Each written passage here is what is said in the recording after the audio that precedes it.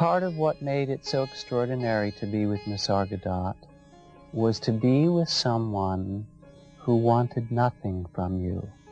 I have never in my life been with another person who wanted less from me or anybody.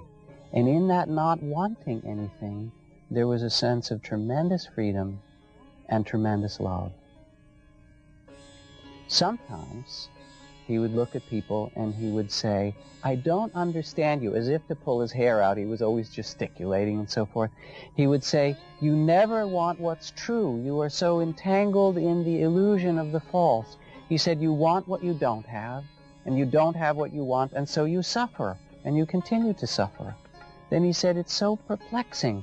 Why not simply reverse it? Why not want what you have and not want what you don't have? He said, it's so simple. You could be happy. Freedom is here for the taking. You want little things. You could have the entire universe, eternity, eternal life. Take that.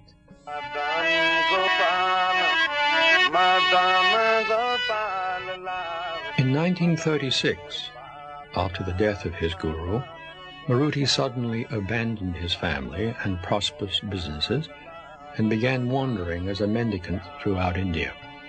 During these wanderings, he chanced to meet a fellow disciple of Siddhamareshwar Maharaj, who persuaded him that an active life of dispassionate action was far more meaningful than such wanderings. Maruti took this advice to heart and returned to Bombay to find only one of his beedi shops still thriving. Feeling that this was enough for his modest needs, he worked during the day at the shop while devoting himself to the quest for self-realization. Maruti felt the need to have separate quarters to intensify his quest, so he constructed an upper floor to his modest Bombay flat. He would retire to this residential loft to spend time in inner solitude.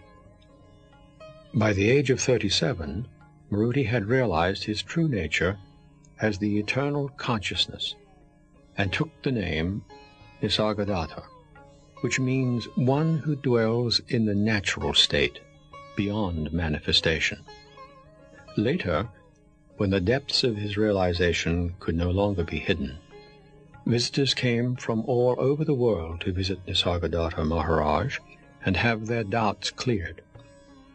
Over the years, more and more people began to visit Maharaj in his small upstairs room and bring with them the hopes, fears, and ideas about spiritual life that were built on the edifice of conceptual thought. Maharaj would directly see into the deepest regions of their being and return them to the truth of their own identity, helping them to transcend the limited ideas about who and what they truly are.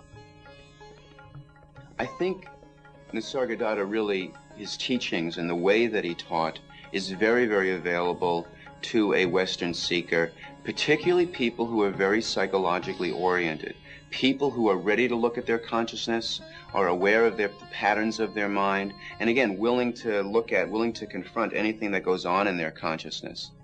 Unlike a lot of other Eastern paths, rather than trying to totally transcend, detach, I would use the word dissociate from their consciousness, their experience, which is much more of an Eastern way. I think this kind of brings together both sides, which is the ability to look at what's there, and also the ability to look at what's there and let go of what's there. And one of the things that Maharaj always taught was that you really can't let go of something until you know what it is. We are so used in the West here to think that in order to attain something or become something special, that we have to work at it, we have to practice something, we have to do something in order to become something. That is how we're educated. When it comes to truth, the absolute truth, all the Advaita teachers, including Maharaj, have told us very succinctly that we already are what we seek. And all the exercises and methods, in fact, are futile. But we may have to go through them for many, many years in order to realize that. Maharaj wastes no time at all. He goes straight to the issue of the I am, and he says there is nothing you need to become. All that is required is a change in understanding only. You have merely to understand what you are not, and what you are will become very clear at that point. So it is very, very different from the progressive ways, which can go on forever and perhaps never arrive at what they seek. Maharaj asks us to take what is known, that which is mind stuff, as it were, to discover that which is beyond the mind and real.